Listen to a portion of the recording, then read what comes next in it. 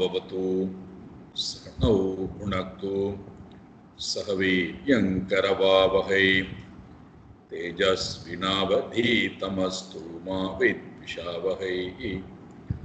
ओम शांति शांति शांति। हरि ओम श्री गुरुभ्यो नमः। हरि ओम।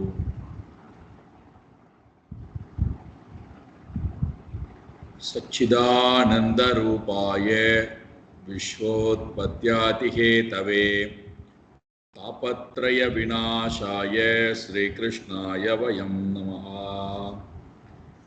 जन्माद्यस्य यतोऽन्वयात् इतरतश्चार्तेष्वभिज्ञस्वराट् तेने ब्रह्म हृदाय आदिकवये मुह्यन्ति यत्सूरये तेजो वारिमृदां यथा विनिमयो यत्र त्रिसर्गो मृषा धाम्ना स्वेन सदा निरस्तकुहकं सत्यं परं धीमहि।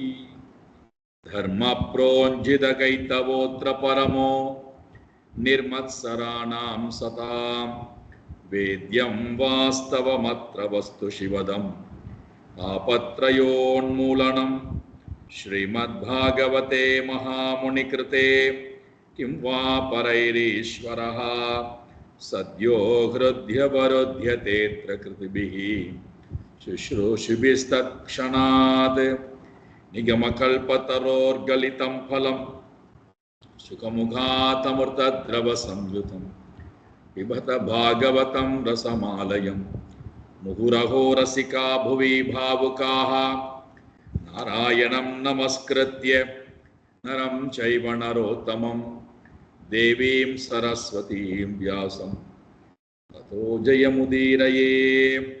देवीं सरस्वतीं व्यासं ततो जयमुदीरये।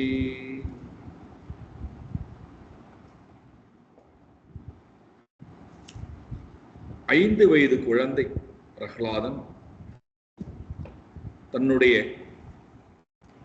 கூட படிக்கக்கூடிய அசுர மாணவர்களுக்கும் மற்ற மாணவர்களுக்கும் அழகான ஒரு ஞான உபதேசத்தை செய்து கொண்டிருக்கிறான். நாம் பார்த்து கொண்டிருக்கின்றோம்.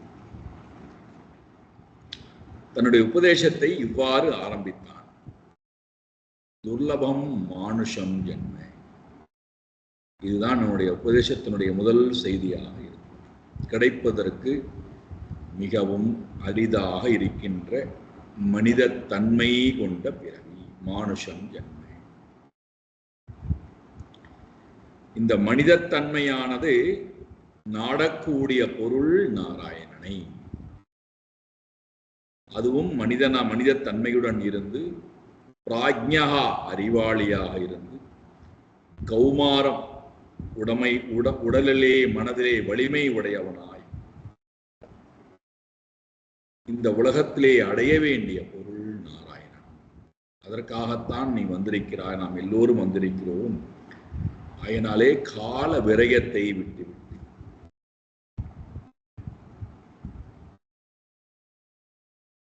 நிறைய தடைகள் எல்லாம் பேசப்பட்டது. நம்ம ரொம்ப விரிவாகவே பார்த்தோம். இப்ப கடைசியிலே தன்னுடைய உபதேசத்தை நிறைவு செய்யக்கூடிய இடத்திலே வருகிறான். யார் அந்த நாராயணன்? எங்கே இருக்கார் அந்த நாராயணன்? அவர் அடைய வேண்டிய பொருளா என்றால் காலையிலே பார்த்தோம். நஹ்யச்சுதம் ப்ரீணயதோ வஹ்வாயாசோ சுராத்மஜாஹ ஆத்மத்வாத் சர்வபூதானாம் சித்தத்வாத் இக சர்வதஹ. முக்கியமான ஒரு ஸ்லோகம். பிரகலாதன் தன்னுடைய சக மாணவருக்கு சொல்லக்கூடிய முக்கியமான ஸ்லோகம். முதல் செய்தியை காலையில் ரொம்ப விரிவாக பார்த்தோம். சர்வபூதானாம் ஆத்மத்வாத். உனக்கு மட்டுமல்ல, எனக்கு மட்டுமல்ல, உலகத்தில் இருக்கக்கூடிய எல்லா ஜீவராசிகளுடைய ஆத்மாவாகவும். அது என்ன ஆத்மா ஆத்மா ஆத்மான்னு சொல்லுகிறீர்கள்? எது ஒன்று எல்லாவற்றுக்கு உள்ளும் இருந்து கொண்டு எது ஒன்று எல்லா பொருள்களுக்குள்ளும் இருந்து கொண்டு எல்லா பொருள்களிடத்திலும் நிறைந்திருந்து எது ஒன்று எல்லா பொருள்களிடத்திலும்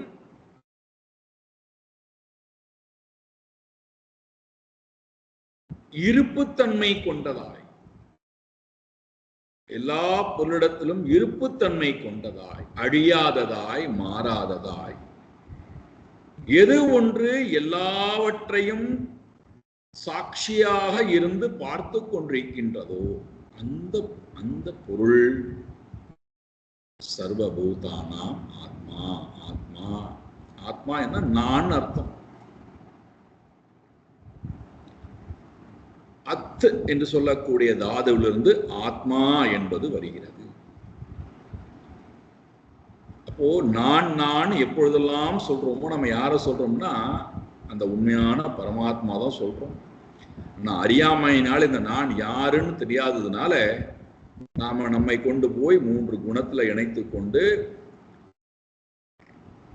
19 கரணமாக இருக்கக்கூடிய அந்த கரணத்திலே இணைத்துக் கொண்டு காரியமாக இருக்கக்கூடிய ஸ்தூல சரீரத்திலே நம்மை இணைத்துக் கொண்டு நான் அப்படின்னு சொல்லிக்கிறோம். இது எல்லாத்தையும் நீக்கிட்டா 3 குணங்கள், 3 வாசனைகள், 19 கரணங்கள், ஸ்தூல சரீரம், பஞ்சபூதம் 5, இது எல்லாத்தையும் நீக்கிட்டீங்கன்னா அந்த கர்த்தா யாரு? சர்வபூதானாம் ஆத்மா. அப்போ அவர் எல்லா இடத்திலும் நீக்கவர் நிறைந்திருக்கிறார் என்றால் அவரை நான் செயலால் அடைய வேண்டுமா? ஏன்னா ஒரு பொருளை அடையணும்னா அதுக்கு நிறைய செயல் செய்ய வேண்டியிருக்கு. உலகத்துல எந்த ஒன்றை நாம் அடையணும்னாலும் செயல் செய்யணும். ஏன்னா அதை செயல் செய்தால் தானே என்னால் அடைய முடியும். அதே போல ஆத்மா நீங்கள் சொல்கிறீர்களே, அந்த ஆத்மா செயலினாலே அடையப்படக்கூடியதா என்றால் அது செயலினால் அடையப்படக்கூடியதல்ல, சித்தத்வா.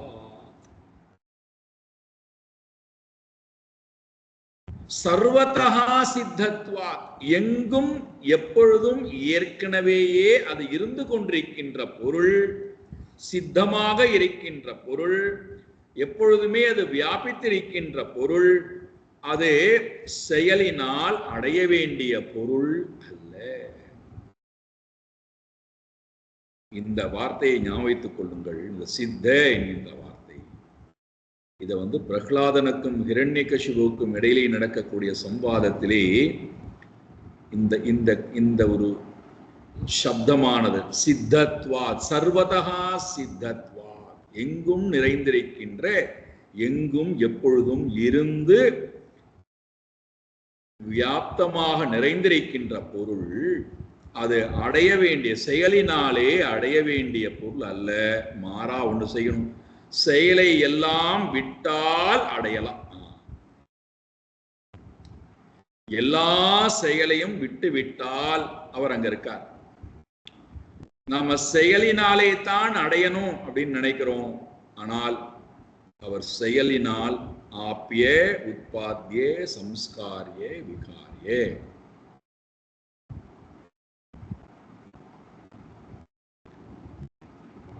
நீங்க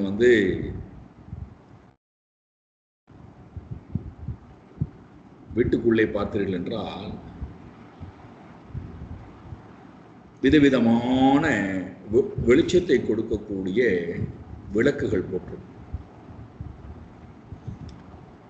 அதுல பாத்தீங்கன்னா ஒரு விளக்கு படிப்பதற்காக இருக்கக்கூடிய விளக்கு. இப்ப அந்த விளக்கு கண்ணுக்கு தெரியாமல் ஒளியை கொடுக்காமல் இருக்கிறது. இப்ப அது ஒளி மறைந்திருக்கு, மேல இருக்கக்கூடிய தகடினாலே மறைந்திருக்கிறது.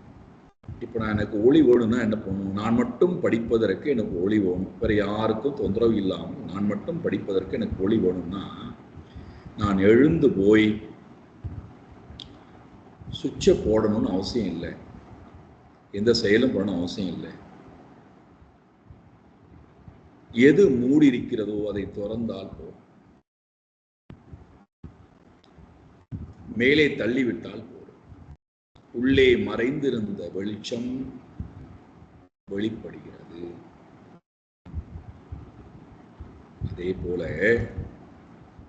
செயலினால் அடைய வேண்டிய பொருள் அல்ல ஆத்மா, சர்வதா சித்தத்வா, அது எப்பொழுதுமே இருக்கின்ற பொருள் அல்லவா. அசித்த வஸ்து, அடையப்பட்ட பொருள். அடையப்பட்ட பொருளை நான் அறிவால் அறியத்தான் முடியுமே தவிர செயலினால் அடைய வேண்டியது இல்லை. அப்ப நான் என்ன பண்ணணும்? அறிவால் அறிதல் அப்படின்னு வரும்போது அறிவில் இருக்கக்கூடிய அறியாமை திரையை நான் விளக்கிவிட்டால் போதும், வேற ஒன்றும் செய்ய வேண்டாம். அறியாமை திரையை விளக்குவதற்குத்தான் சாஸ்திர ஞானம், அறியாமை திரையை விளக்குவதற்குத்தான் நிதித்தியாசனம். இந்த அறியாமை திரை நீங்கிடுதுன்னா உள்ளே இருக்கின்ற சர்வதா சித்தத்வாத், எப்பொழுதுமே இருக்கின்ற பொருள் நன்றாக வெளிப்படுகிறது. எனக்குள்ளே இருக்கின்ற எல்லா ஜீவராசிகளுக்குள்ளும் இருக்கின்ற எப்பொழுதுமே இருக்கின்ற பொருளை இந்த உலகத்திலே அடைய வந்திருக்கின்ற ஜீவராசிகளே, காலத்தை விரயம் செய்து விடாதீர்கள். 100 வருட காலம், அதில் 50 வருட காலம் உறக்கத்தில் போய்விடுகிறது. மீதி 50 வருட காலங்கள் வரிசையா பார்த்தோம். சிசு பருவம், பால பருவம், கௌமார பருவத்திலே 20 வருட காலம், வயோதிகத்திலே 20 வருட காலம் போகிறது. 10 வருட காலம் என்றால் இந்த 10 வருட காலங்கள் செல்வம் சேர்ப்பதிலும், ஆசையை பூர்த்தி செய்ய முடியாத ஆசையிலும், மோகத்திலும், அஞ்ஞானத்திலும், பற்றுதலிலும், பயத்திலும் முழுக்க முழுக்க 10 வருட காலங்கள் வாழ்க்கை வீணாக கழிந்து விடுகிறது. என்னை அறிவதற்கோ என்னை அடைவதற்கோ முடியாமல் ஜீவன் மீண்டும் மீண்டும் பிரயாணத்தை தொடர்ந்து கொண்டே இருக்கிறான். அது வேண்டாம் என்றால் இப்பொழுதே 5 வயதிலிருந்தே முயற்சியை ஆரம்பியுங்கள். இரண்டாவது, சர்வபூதானாம் ஆத்மா ஆத்மத்வாத் சர்வபூதானாம் சித்தத்வாத். மூன்றாவது சொல்கிறார் அச்சுதா. ரொம்ப அழகான சொல். சுத, சுத என்றால் கீழே விழுதல். யார் தன் நிலையிலிருந்து கீழே விழுகிறானோ அவனுக்கு பேர் சுதன் என்று பெயர். அச்சுதன் என்றால் நச்சுதா இது அச்சுதா. யார் தன் நிலையிலிருந்து கிஞ்சித்தளவும் நழுவி வீழாமல், யார் தன்னிலையிலே எப்பொழுதுமே இருக்கிறாரோ, தன்னிலையிலே எப்பொழுதுமே மாறாதிருக்கின்ற ஒருவர் தான் தன்னை நோக்கி வருகின்ற ஜீவராசிகளையும் தன் நிலைக்கு உயர்த்த முடியும். அச்சுதன் தன்னை நோக்கி வருகின்ற ஜீவராசிகளை சம்சார சாகரத்திலிருந்து கீழே விழுந்து விடாமல் உத்தாரணம் செய்கிறாராம். பகவான் சொல்றார் கீதையிலே 12ஆம் அத்தியாயத்திலே, யார் என்னை நோக்கி வருகிறார்களோ அவர்களை நான் மிருத்து சம்சார சாகராத் சமுத்தர்த்தா, அவர்களை நான் மிருத்து சம்சார சாகரத்திலே விழுந்து விடாமல் நழுவி விடாமல் அவர்களை நான் சம்சார சாகரத்திலிருந்து கரையேற்றுகிறேன். சம்சார சாகரம்னா என்னது? அது எங்கேயோ இருக்கான்னா நம்முடைய மனதில் இருக்கக்கூடிய பூர்த்தி செய்ய முடியாத ஆசையும் அர்த்தமும் காமமும் தான் பூர்த்தி செய்ய முடியாமல் இருக்கின்ற சம்சாரம். செல்வம் இவ்வளவு வந்துவிட்டதே போருமே அப்படிங்கிற எண்ணம் நமக்கு வரவே வராது, சாகர வரைக்கும் வராது. இன்னும் கொஞ்சம் சேர்த்துக்கலாமே தான் தோன்றுகிறது. நான் நிறைய சம்பாதித்து விட்டேன், இனிமேல் எனக்கு செல்வம் தேவையில்லை. நமக்கு வருதானே? திருப்தி வருதானே? இல்லையே. இன்னும் இன்னும் இன்னும் அதே போல காமம், இன்பம். இந்த இன்பம் கிடைக்க வேண்டும், அந்த இன்பம் கிடைக்க வேண்டும், அங்கிருந்து வர வேண்டும், இன்பம் இங்கிருந்து வர வேண்டும். அப்போ எண்ட்லெஸ், அதற்கு முடிவே கிடையாது. அதுதான் சம்சாரம். எப்படி கடல் என்பது எல்லை தெரியாமல் இருக்கிறதோ அதே போல நம்முடைய மனதிலே இந்த காம குரோத லோபா நரகசிய துவாரம்ங்கிறார் பகவான் கீதையில். நரக்கத்துக்கு எதிராக துவாரண்டான்னா காம குரோத லோபா ஏதத் த்ரயம் தியஜே, துறந்து விடப்பா.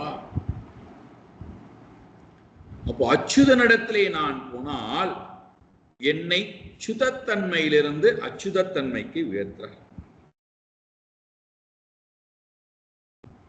இதை சொல்லிட்டு இந்த குழந்தை சொல்லுகிறது, 5 வயது குழந்தை, நச்சுதம் பிரீணயதோ. யார் ஒருவன் இந்த 3 லட்சணங்கள் புரிந்திருக்கக்கூடிய சர்வபூதானாம் ஆத்மத்வாத், சர்வபூதானாம் சர்வதா சித்தத்வாத் அச்சுதா, அப்பேற்பட்ட அந்த நாராயணனை யார் ஒருத்தர் பிரணீயதோ, யார் ஒருத்தன் இவ்வாறு பரமாத்மாவை சந்தோஷப்படுத்துகின்றார்களோ பேர்பட்டவர்களுக்கு என்ன இல்லையாம், பகு வியாசகா அசுர ஆத்மஜா, அவை பேர்பட்டவர்களுக்கு நகி பஹ்வியாசகா, பேர்பட்டவர்களுக்கு எந்த ஒரு கஷ்டமும் இல்லை, வியாகுலம் என்பது இல்லை, துன்பம் என்பது இல்லை. அவர்களை எக்காரணத்தை கொண்டும் துன்பங்கள் தொடாது.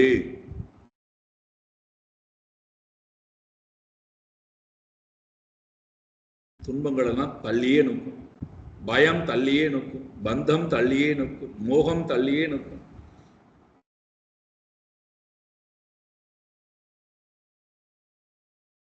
இதை செய்யுங்கள் சக தோழர்களே, இதை செய்யுங்கள். மீண்டும் தன்னுடைய உபதேசத்தை தொடர்கிறான். அவனுக்கு முடிக்கணும்னு இல்லை, என்னென்னலாம் தனக்கு நாரத மகரிஷி இடத்திலிருந்து கேட்டானோ அதை எப்படியாவது மற்றவர்களுக்கு கொடுத்து விட வேண்டுங்கிற எண்ணம் பூர்ணமாக கொடுத்து விட வேண்டும். அவர்கள் புரிந்து கொள்கிறார்கள், புரிந்து கொள்ளவில்லை, அவர்களுக்கு வேண்டும் வேண்டாம் பற்றின கவலையில் எல்லாவற்றையும் முழுமையாக கொடுக்கிறான். பராவரேஷு பூதேஷு பிரம்மாந்தஸ்தாவராதிஷு பௌதிகேஷு விகாரேஷு பூதேஷு அதமகத்சு ச குணேஷு குணசாம்யே ச குணௌ வ்யதிகரே ததா ஏக ஏவ பரோ ஹ்யாத்மா பகவான் ஈஸ்வரோ வ்யயஹ.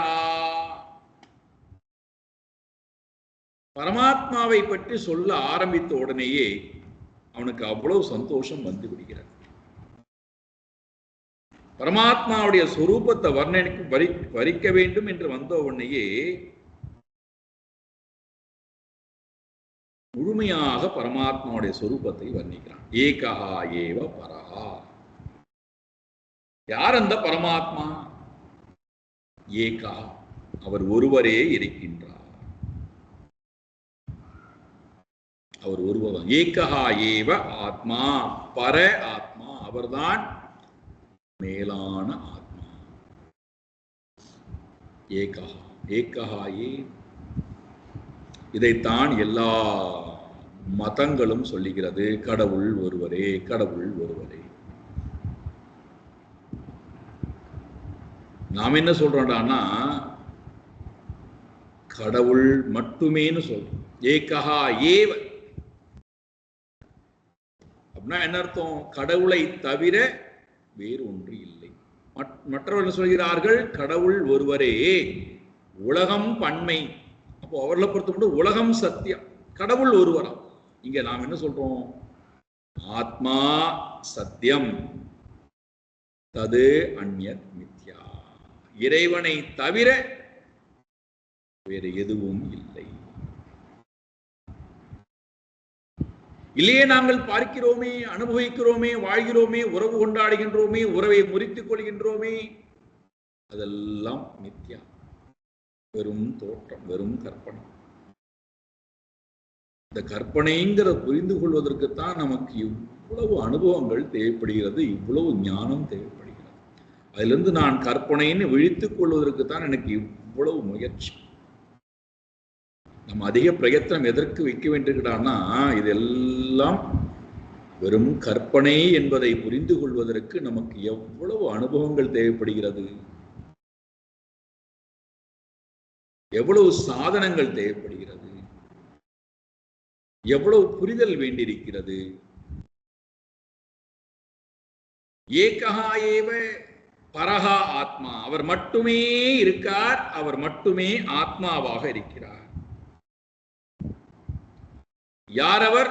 பகவான், ஈஸ்வரா, அவர்தான் பகவான்.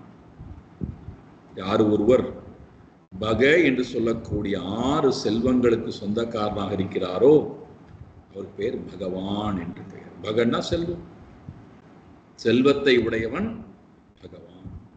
ஞானம், யசஸ், ஐஸ்வர்யம், வீரியம், பலம், வைராக்கியம், இந்த 6 செல்வங்கள் யாரிடம் இருக்கிறதோ அவருக்கு பெயர் பகவான்.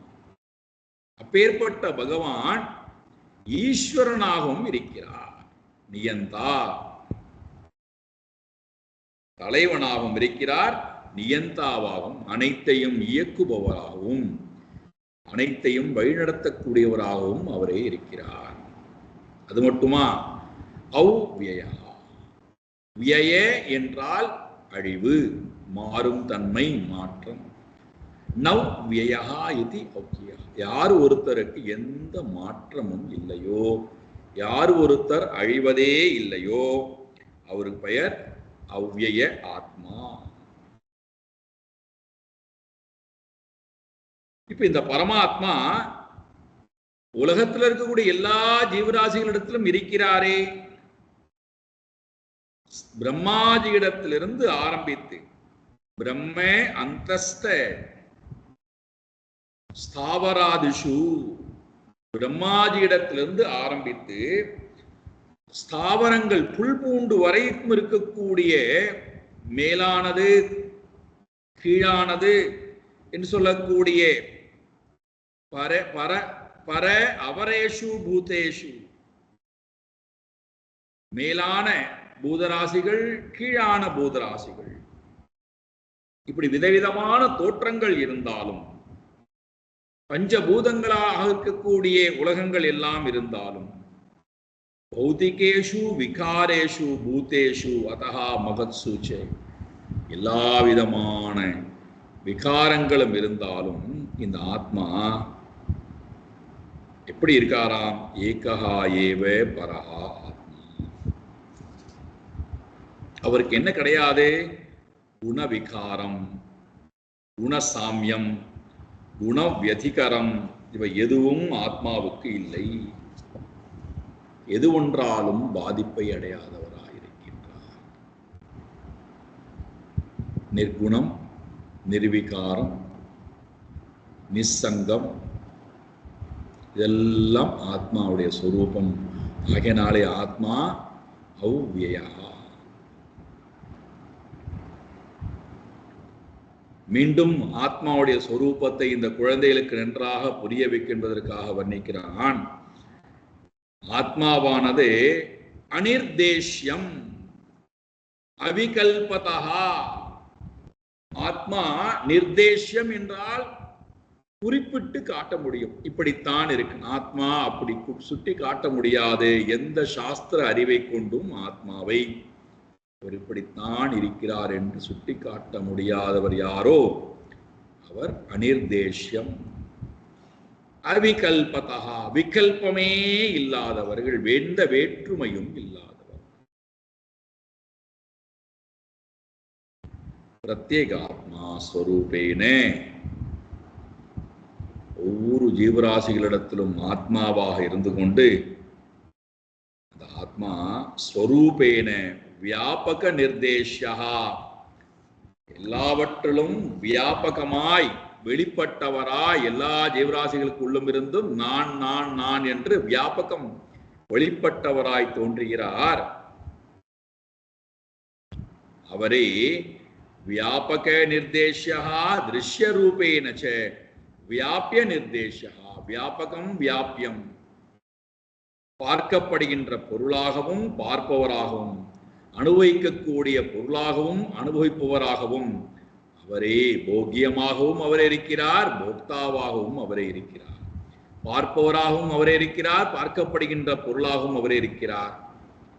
எல்லா விதமான தன்மையிலும் அவராகவே இருந்து கொண்டுதான் இருக்கிறார். இதை புரிந்து கொள்வது நமக்கு ரொம்ப ரொம்ப கடினமானதாக இருக்கிறது. காரணம், நம்முடைய மனம் அசுத்த தன்மையின் காரணத்தினாலே, மோகத்தின் காரணத்தினாலே, தூய்மை அடையாத காரணத்தினாலே, இந்த உண்மையை நமக்குள்ளே உணர முடியாததுனால இந்த உண்மையை நாம் எங்கேயோ வெளியில போய் தேடிட்டு இருக்கோம். அது சித்த வஸ்து, அது சாத்திய வஸ்து அல்ல. ஆகையினாலே தன்னுடைய உபதேசத்தை நிறைவு செய்யக்கூடிய இடத்துக்கு வந்துட்டான். சொல்லுகிறான், தஸ்மா சர்வேஷு பூதேஷு தயாம் குருதே சௌஹ்ருதம் பாவம் ஆசுரம் உன்முச்ய யயா துஷ்யதி அதோக்ஷஜா. தஸ்மாத், மேற்கூறிய காரணத்தினாலே, உங்களுடைய உண்மையான சொரூபத்தை அறிய வேண்டும் என்று நீங்கள் ஆசைப்பட்டீர்கள் என்றால் சர்வ பூதேஷு தயாம் குரு, எல்லா ஜீவராசிகளிடத்திலும் தயை காட்டுங்கள், அன்பு காட்டுங்கள். அன்பு காட்டணும்னா வெறுப்பை விடணும், குரோதத்தை விடணும், பேதத்தை விடணும். அது சொல்றான், அசுர சுபாவத்தை ஆசுரம் பாவம் உன்முச்சியே, அசுர பாவத்தை விட்டுவிட்டு, அசுர ராட்சச பாவத்தை விட்டுவிட்டு சர்வபூதேஷு தயாம் குரு, எல்லா ஜீவராசிகளிடத்தும் தயை காட்டுங்கள். அது மட்டுமா, சௌஹ்ருதம் குரு, சௌஹ்ருதம் நல்ல சுகிருதமான ஸ்நேக பாவத்தை எல்லா ஜீவராசிகளிடத்திலும் காட்டுங்கள். சௌஹ்ருதம் குருத யயா தயா, அந்த தயையினாலே அதோக்ஷஜா துஷ்யதி, இறைவன் அந்த தயையினாலே ரொம்ப சந்தோஷப்படுகிறார். அந்த ஜீவராசி இடத்துல எந்த ஜீவன் தயை காட்டுகிறதோ அந்த ஜீவனிடத்திலே பகவான் ரொம்ப சந்தோஷப்படுகிறார். அதனாலே எல்லோரும் அசுர பாவத்தை விட்டுவிட்டு எல்லா ஜீவராசிகளிடத்திலும் மனுஷ்ய தன்மையுடன் கூடியவர்களாய் தயை காட்டுங்கள், சௌஹ்ருத தன்மையை காட்டுங்கள். அப்படி நீங்கள் செய்தால் விஷ்ணு உங்களை சந்தோஷப்படுத்துகிறார். விஷ்ணுவுக்கு நீங்கள் ரொம்ப ரொம்ப பிரியமானவர்களாக இருப்பீர்கள். விஷ்ணு சந்தோஷப்படுவார்.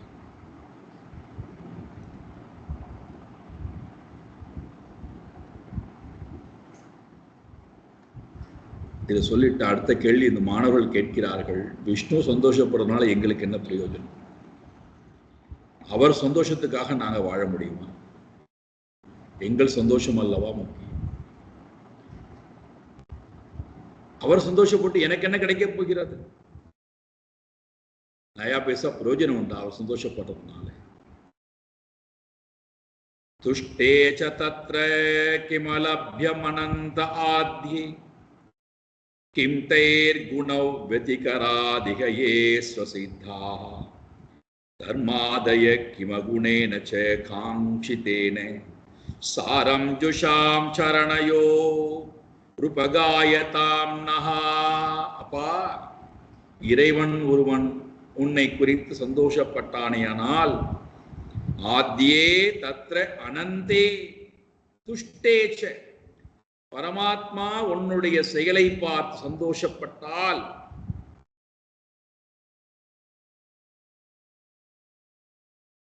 பிரகலாதன் சொல்றான், 5 வயது குழந்தை சொல்லுகிறது, அலப்யம் கிம் இகலோகி, இந்த உலகத்திலே லப்யம் அடையக்கூடியது, அலப்யம் அடைய முடியாதது கிம், என்ன இருக்க முடியும்? இறைவன் சந்தோஷப்பட்டு விட்டான் என்றால், நம்முடைய செயல்பாட்டை குறித்து இறைவன் சந்தோஷப்பட்டு விட்டான் என்றால், இந்த உலகத்துல மட்டுமல்ல, எங்கே நாம் சென்றாலும் நமக்கு என்ன கிடைக்காது? அலபியம் கிம், எதுதான் கிடைக்காது நமக்கு? சாதாரணமாக ஒரு குழந்தை ஒரு அப்பாவை சந்தோஷப்படுத்தியது என்றால், தான் சந்தோஷப்படுத்தப்பட்டோம் என்று அந்த குழந்தை தெரிந்து செய்தாலும் சரி, தெரியாமல் செய்தாலும் சரி, அந்த தகப்பன் சந்தோஷப்பட்டு விட்டான் என்றால் அந்த குழந்தைக்காக என்ன வேணா செய்கிறான் அல்லவா? ஒரு அல்பமான சந்தோஷத்தை கொடுத்ததற்கே அவன் தன்னையே கொடுக்க தயாரிக்கிறான். தான் சேர்த்த எல்லா செல்வத்தையும் கொடுக்க தயாரிக்கிறான், தன் வாழ்க்கையே கொடுக்க தயாரிக்கிறான் என்றால், 10 மாதம் இருந்து விட்டு வந்த ஜீவனுக்கே இவ்வளவு ஒரு காருண்யம் என்றால், நம்ம எல்லோருக்கும் நியந்தா, நம்ம எல்லோரையும் காப்பாற்றிக் கொண்டிருக்கக்கூடியவர், நம் கூடவே வரக்கூடியவர். ஏற்பட்டவருக்கு நமக்கு என்ன கொடுக்க முடியாமல் போய்விடும் அவரை சந்தோஷப்படுத்தினார்.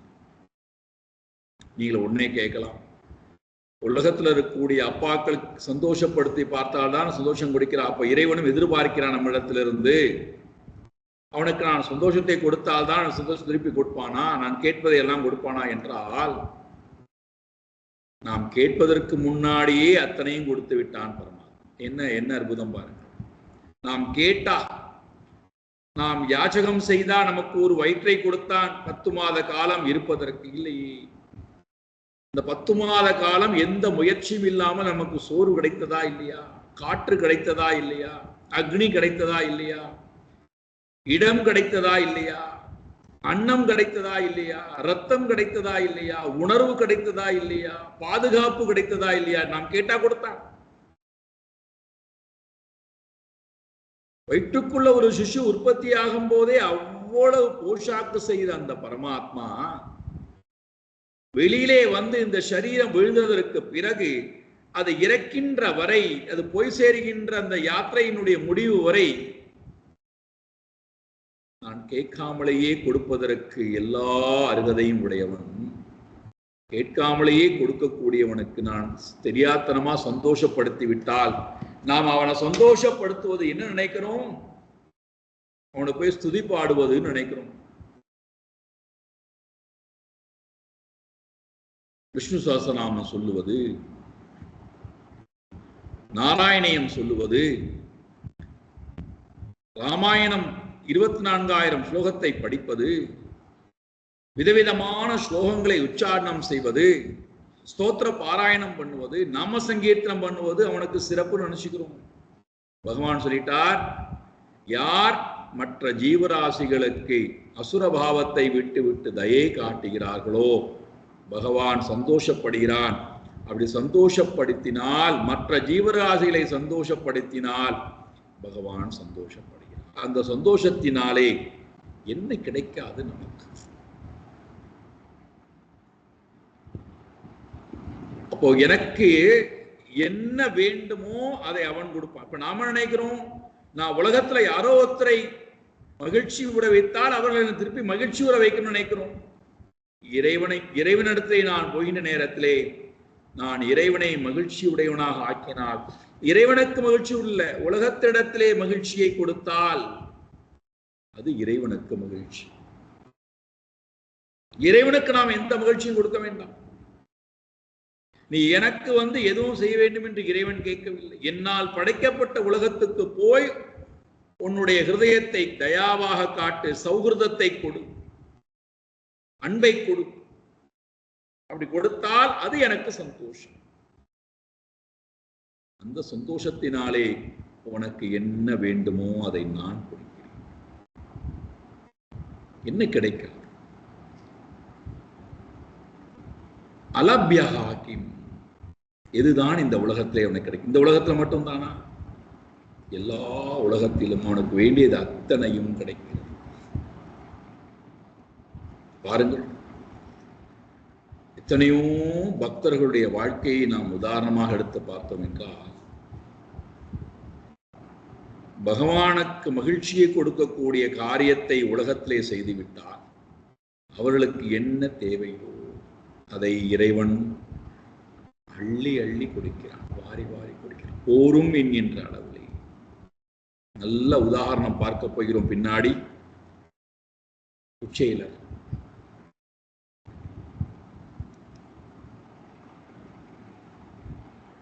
இத்தனை உதாரணங்கள் கொடுக்கும், இத்தனை உதாரணம்.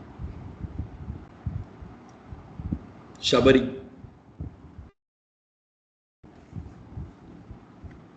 தயாம் கூறுதே செய்தால் அலபியம் கிம், என்ன அடைய முடியாது. அது சொல்லிட்டு சொல்கிறான் பாருங்கள். குணோ வியதிகராத், குணோ வியதிகராத் ஸ்வசித்தாக. குணத்தினுடைய வியதிகரணம், குணத்தினுடைய பரிணாமத்தின் காரணத்தினாலே, குண மாறுபாட்டின் காரணத்தினாலே வியதிகரம், குணம் வியதிகரம். குணத்தினுடைய பரிணாமம் என்றால் நம்முடைய குணம் பரிணாமம் அடைவதற்கு காரணம் நம்முடைய வாசனா, நம்முடைய கர்ம வினை. கர்ம வினையினாலே தான் மனமானது பரிணாமம் அடைந்து கொண்டே வருகிறது. எத்தனையோ ஜென்ம ஜென்மாந்தரமாக சேர்த்து வைத்த இந்த வாசனை இருக்கு அல்லவா, அதுதான் மனதில் இருக்கு. அது நம்மை வழி நடத்துகிறது. அது அந்தந்த காலகட்டத்திலே வியதிகரம், பரிணாமம் அடைந்து வெளிப்பட ஆரம்பிக்கின்றது.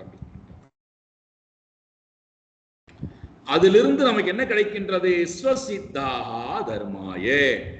நாம எந்த முயற்சியுமே எடுக்க வேண்டாம். நமக்கு என்ன வர வேண்டுமோ அது தானாக நம்முடைய கர்ம வினைக்கு ஏற்ப அனைத்தும் வருகிறது.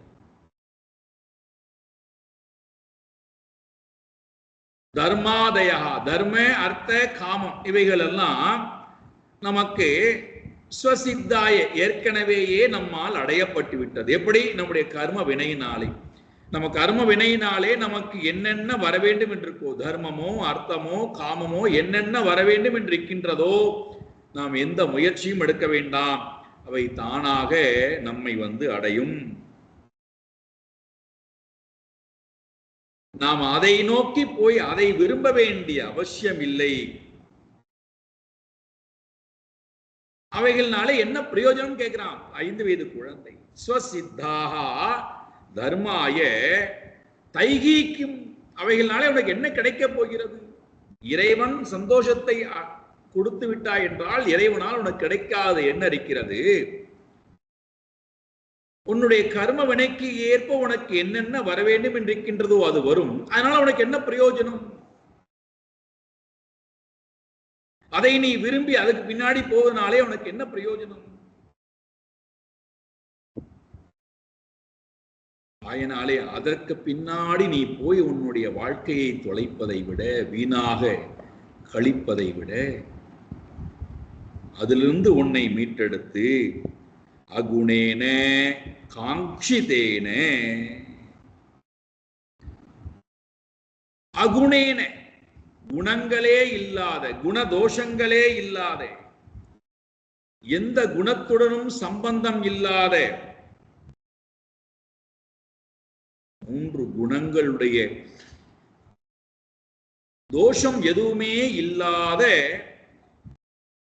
காங்கிதேன கிம்சே, மோட்சத்தை விரும்புவதனால்தான் உனக்கு என்ன பிரயோஜனம்? அர்த்த தர்ம அர்த்த காமத்தையும் நீ விரும்ப வேண்டிய அவசியம் இல்லை.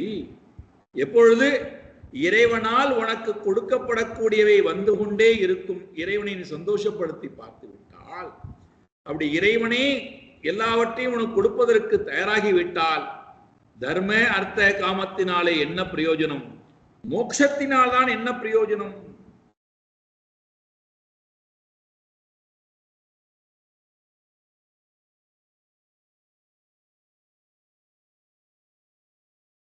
எவ்வளவு பெரிய ஒரு விஷயம் பாருங்க.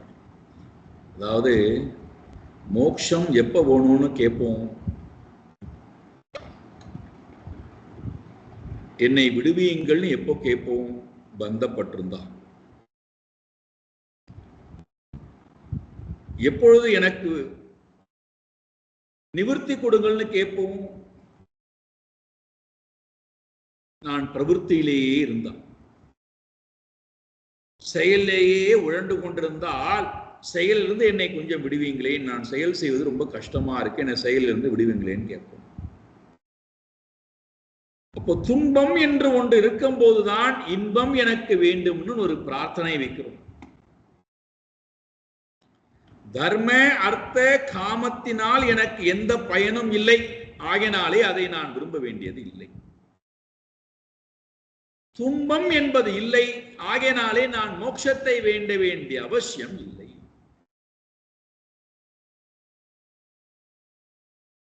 என்ன காரணம்? இறைவனை நான் சந்தோஷப்படுத்தியதனாலே இறைவனால் எனக்கு என்ன கிடைக்காது அப்படின்னா, இறைவனே தன்னையே கொடுத்துடுறார், அவ்வளவுதான். இறைவன் தன்னையே கொடுத்து விட்டதற்கு பிறகு தர்ம அர்த்த காம மோட்சத்தினால் என்ன பிரயோஜனம்?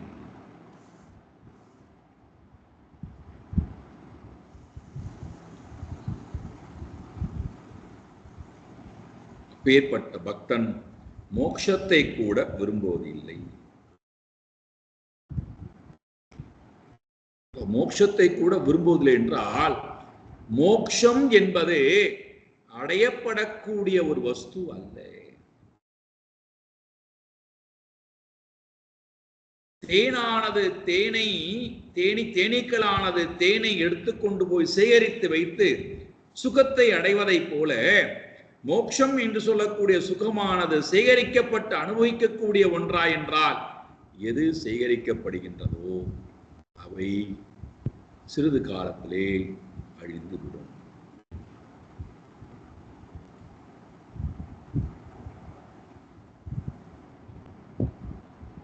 ஆனால் இறைவனிடத்திலே செலுத்தப்பட்ட அந்த பக்தி இருக்கின்றதே, சரணயோகோ சாரம் ஜுஷாம் உபகாயதாம் நஹா. பரமாத்மாவுடைய விந்தத்திலே போய், பாதார விந்தத்திலே போய் மனமானது சரணம் அடைந்து விட்டால், அந்த மனம் மோட்சத்தை கூட விரும்புவது இல்லை. மோட்சம் என்பது அதற்கு தேவையில்லை. காரணம், அது ஏற்கனவே மோட்சம் அடைந்து விட்ட காரணத்தினாலே.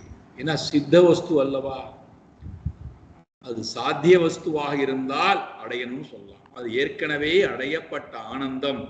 அடையப்பட்ட ஆனந்தத்தை மீண்டும் அடைய வேண்டிய அவசியம் இல்லை, அதை இழக்க வேண்டிய அவசியம் இல்லை. ஒன்றை அடைந்து விட்டால் மீண்டும் அது தன்னை விட்டு போகாது.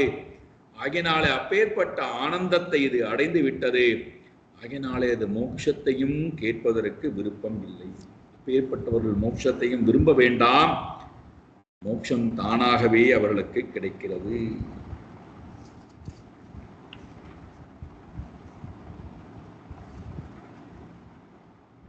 சகோதரர்களே, நீங்கள் செய்ய வேண்டியதெல்லாம் இதுதான். என்னது?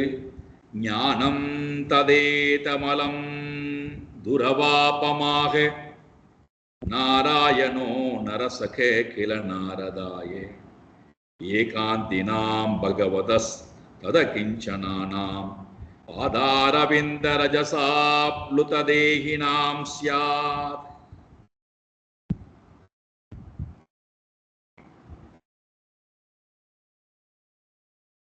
நரசகா, மனிதர்களுக்கு எல்லாம் சகாவாக இருக்கக்கூடிய பரமாத்மா. அர்ஜுனனுடைய நண்பன் மட்டுமல்ல, நரசகா, மனிதர்களுக்கு எல்லாம் நண்பனாக இருக்கக்கூடிய நாராயணன் என்ன செய்கிறாராம்? இந்த சுத்தமான அறிவை நாரதருக்கு உபதேசம் செய்திருக்கிறார். அந்த அறிவை நான் பெற்றேன். இந்த அறிவு சாதாரண அறிவு அல்ல. ஏதத் அமலம் ஞானம். எவ்வளவு பெரிய வார்த்தையை போடுறான்னு பாருங்கள். இந்த ஞானம் மலத்தை எல்லாம் நீக்கி அமலத்தை கொடுக்கின்ற ஞானம்.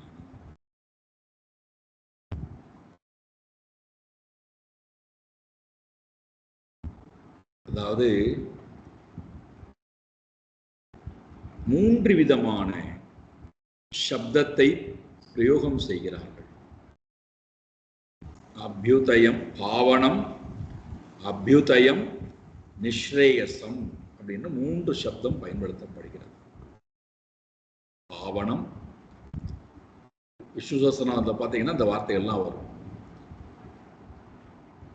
விஸ்வம் விஷ்ணு வஷட்காரோ பூத பவ்ய பவத் பிரபு பூதகிருத் பூதபிருத் பாவோ பூதாத்மா பரமாத்மனஹ பூதாத்மா பரமாத்மா ச முக்தானாம் பரமாகதி. இப்போ பாவனம் புனிதத்தன்மை. பாவனம் என்றால் பவித்திரம், புனிதத்தன்மை. அதுதான் குருவுக்கு இந்த வார்த்தை இந்த பொருந்தும். பாவன குரு, புனிதப்படுத்தக்கூடிய குரு. இது முதல் படி பாவனம். 2வது படி அபியுதயம், 3வது படி நிஸ்ரேயசம். இந்த 3ம் எதற்கு? இந்த 3 செயலும் எதற்கு? பாவனம் என்று சொல்லக்கூடிய செயல் நம்மை கர்ம மலத்திலிருந்து விடுவிப்பதற்காக உண்டான முதல் படி. கர்ம மலம்.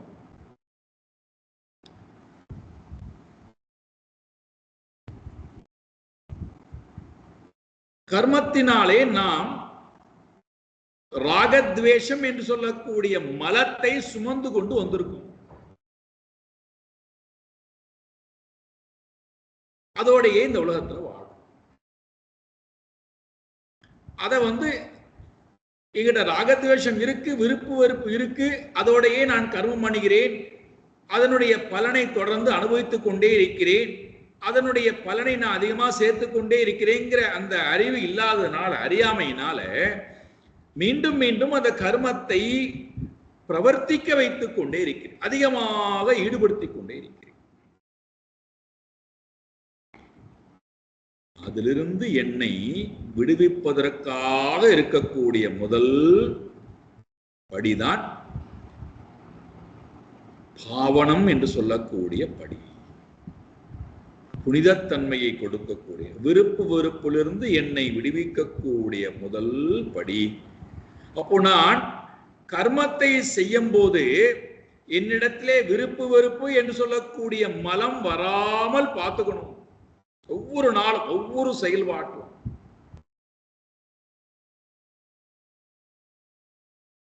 விருப்பு வெறுப்பு வந்துருச்சுன்னா ஒரு கர்மம் வந்துடும். விருப்பத்துக்காக ஒரு கர்மம், வெறுப்புக்காக ஒரு கர்மம். அந்த கர்மத்தினால் வரக்கூடிய புண்ணிய பலன், பாப பலனை நான் மீண்டும் மீண்டும் நுகர்ந்து ஆகணும், வேற வழியே கிடையாது. அப்ப இந்த மலம் என்னை விட்டு நீங்குவதற்கு என்ன உபாயம்?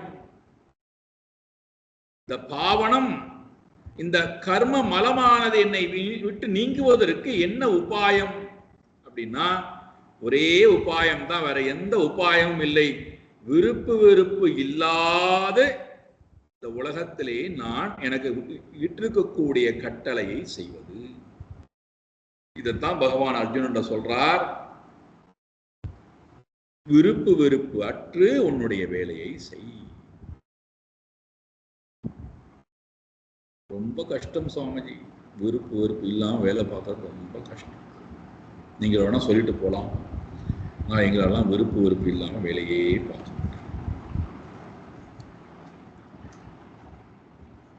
வேண்டாம். விருப்பத்தோடையே வேலை பாருங்கள், வெறுப்போடையே வேலை பாருங்கள். ஆனால் அதிலிருந்து வரக்கூடிய பலன் நம்மை அடைந்தே தீரும். நாம என்ன பண்ணக்கூடாதப்போ, எனக்கு இந்த பலன் வந்து விட்டதே என்று பகவான்கிட்ட போய் முறையிடவும் கூடாது. இப்படிப்பட்ட பலன் வந்து விட்டதே என்று நிந்திக்கவும் கூடாது. இப்படிப்பட்ட பலனை அனுபவிப்பதற்காக அந்த உலகத்திலே வந்தேன்னு மற்றவர்களை பார்த்து நான் விஷணப்படுவதும் பொறாமைப்படுவதும் கூடாது. யார் வேண்டாங்கிறான்? ஆனா நாம அதை ஏத்துக்க தயாரா இல்லை. நான் நல்ல காரியம் தானே செய்தேன், எல்லோருக்கும் நல்லது தானே செய்தேன், எனக்கு ஏன் இப்படி கஷ்டம் வந்ததெல்லாம் கேட்கக்கூடாது.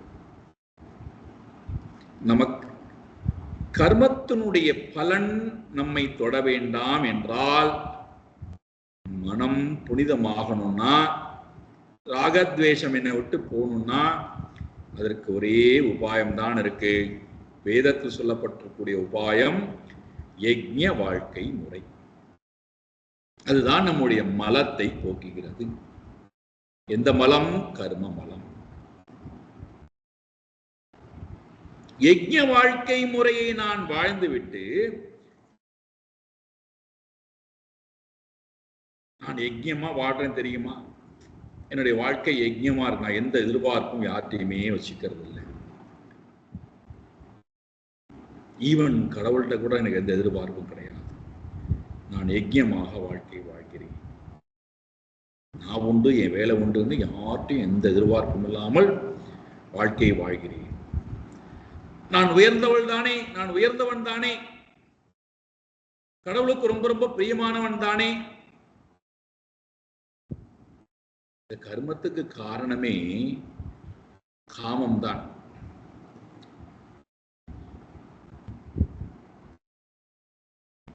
ரெண்டாவது மலம் ஒண்ணு உள்ள உட்கார்ந்துருக்கு. அகங்கார மலம், காம மலம். அந்த மலமானது அழியாத வரை, காம மலம் அழியாத வரை கர்ம மலம் அழியாது. நாம முதல் மலத்திலிருந்து ரொம்ப விடுபட்டு மேல வந்திருக்கிறோம்னா, ரெண்டாவது மலம் உட்கார்ந்துருக்கு கண்ணுக்கு தெரியாம.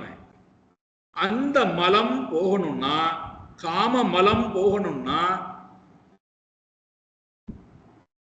என்னுடைய மனதிலே காமத்துக்கு விரோதமாக இருக்கக்கூடிய பக்தி என்று சொல்லக்கூடிய அமல ஞானத்தை மனதுக்கு கொடுக்கணும்.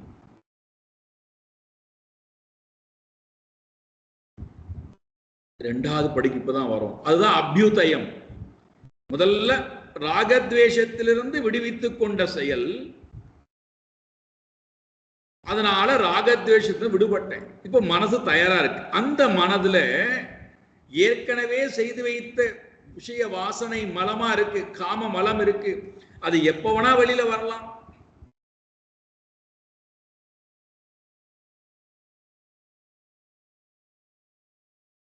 அந்த மலம் அழியணும்னா பரமாத்மாவனுடைய பக்திங்கிற அந்த வாசனையை மனதுக்கு நான் கொடுத்தல்.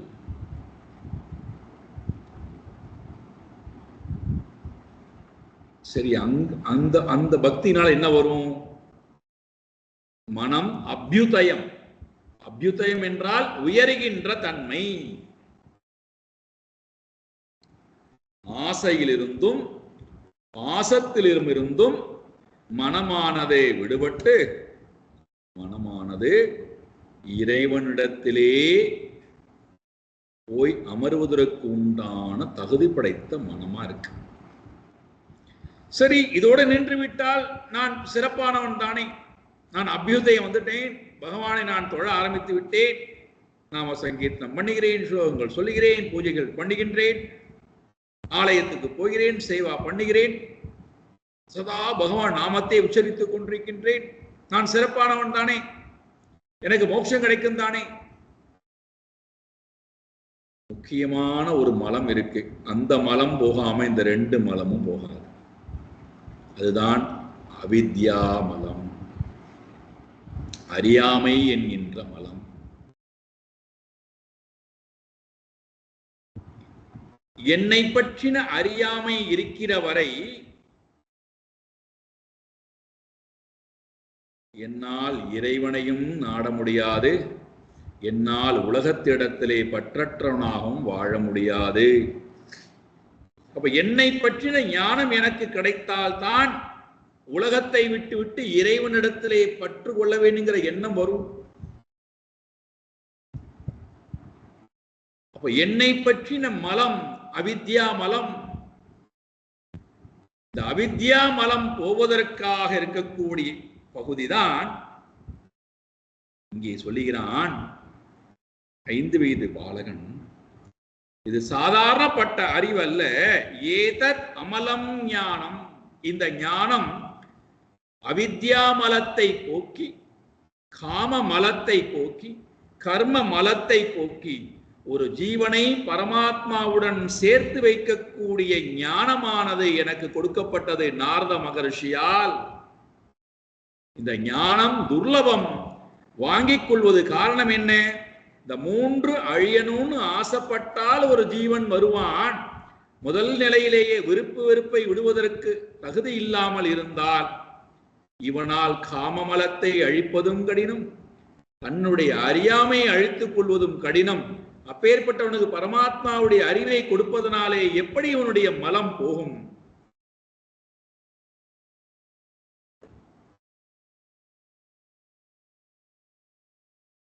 இந்த ஞானம் அறியாமை என்று சொல்லக்கூடிய மலம் போவதற்காக எனக்கு கொடுக்கப்பட்டது. அந்த அறிவை உங்களுக்கு நான் கொடுக்கிறேன். அமலம் ஞானம். இந்த ஞானத்தினாலே நான் இப்பொழுது பரமாத்மாவை சதா நினைத்து கொண்டே இருக்கின்றேன். நீங்களும் என்ன செய்யுங்கள்? பகவதா ஏகாந்தினாம் பாதாரவிந்தா ரஜசா ஆப்ளுதா. யார் ஒருவன் பரமாத்மாவுடைய பாதாரவிந்தத்தினுடைய துளியிலே ஸ்நானம் செய்து அந்த துளியை தினந்தோறும் தெளித்துக் கொண்டு சதா நினைத்துக் கொண்டே இருக்கின்றானோ, அப்பேற்பட்டவர்கள் இந்த ஞானத்தை அறிந்து கொள்வார்கள். உண்மை அறிவானது அவர்களுக்கு ஏற்படுகிறது. மற்றவர்களுக்கு இந்த ஞானம் கிடைப்பது துர்லபமே. அப்போ அபியுதயத்திலிருந்து நிஸ்ரேயஸ் என்று சொல்லக்கூடிய ஸ்ரேயஸ், தன்னை அறிதல், தன்னை அடைதல். தன்னை அறிதல், தன்னை அடைதல் என்கின்ற இடம் வரும்போதுதான் ஸ்ரவணம், மனனம், நிதித்தியாசனம். அவன் காது கொடுத்து அப்பதான் கேட்க ஆரம்பிக்கிறான். அது வரைக்கும் காதெல்லாம் கொடுக்கறது இல்லை. தன்னை குறித்து அப்பதான் மெதுவா சிந்திக்க ஆரம்பிக்கிறான். தான் எதற்காக வந்தேன், தனக்கும் இறைவனுக்கும் என்ன தொடர்பு, தனக்கும் இந்த உலகத்துக்கும் என்ன தொடர்பு, தான் என்ன செய்ய வேண்டும், எதை அடைய வேண்டும், எதை நோக்கி போக வேண்டும். அப்பதான் மெதுவா காது கொடுக்கப்படுகிறது குருவிடத்திலே, சாஸ்திரத்திடத்திலே. அப்பொழுதுதான் கவனமாக ஸ்ரவணம் செய்ய ஆரம்பிக்கிறான். அந்த ஸ்ரவணம் அவனிடத்திலே மனத்தை கொண்டு வருகிறது. மனனம் ஸ்திரமாக ஆச்சுன்னா அவன் நிதித்தியாசனத்துக்கு பகவானை குறித்து சதா தியானிப்பதற்கு உண்டான தகுதி படைத்தவனா ஆகிறான். பகவானையே அடைகிறான். பக்தினா என்னடான்னா எங்கேயோ போய் செய்வதல்ல பக்தி, எதையோ பிடித்து கொண்டு செய்வதல்ல பக்தி. ஆதிசங்கர பகவத் பாதா பக்திக்கு என்ன அழகான விளக்கம் கொடுத்திருக்காருன்னா, விவேக சூடாமணியில் சொல்றார், ஸ்வஸ்வரூப அனுசந்தானம் பக்தி. ஸ்வஸ்வரூபம், தன்னுடைய ஸ்வரூபத்தையே தொடர்ந்து அனுசந்தானம் எண்ணிக்கொண்டே இருப்பதுதான் பக்தி. மாறாத பக்தி எதிரானா என் சொரூபம் என்ன என்று தொடர்ந்து அதையே ஸ்மரித்துக் கொண்டிருந்தார். அதுதான் பக்தி. இன்று போவோம், அடுத்த வாரம் வருவோம். என்ன சொன்னான் பிரகலாதன், என்ன நடந்தது பிரகலாதனுக்கு? ஓம் பூர்ணமதః பூர்ணமிதம் பூர்ணாத் பூர்ணமுதச்யதே பூர்ணஸ்ய பூர்ணமாதாய பூர்ணமேவாவசிஷ்யதே. ஓம் சாந்தி சாந்தி சாந்தி. ஹரி ஓம் ஸ்ரீ குருப்யோ நமः. ஹரி ஓம்.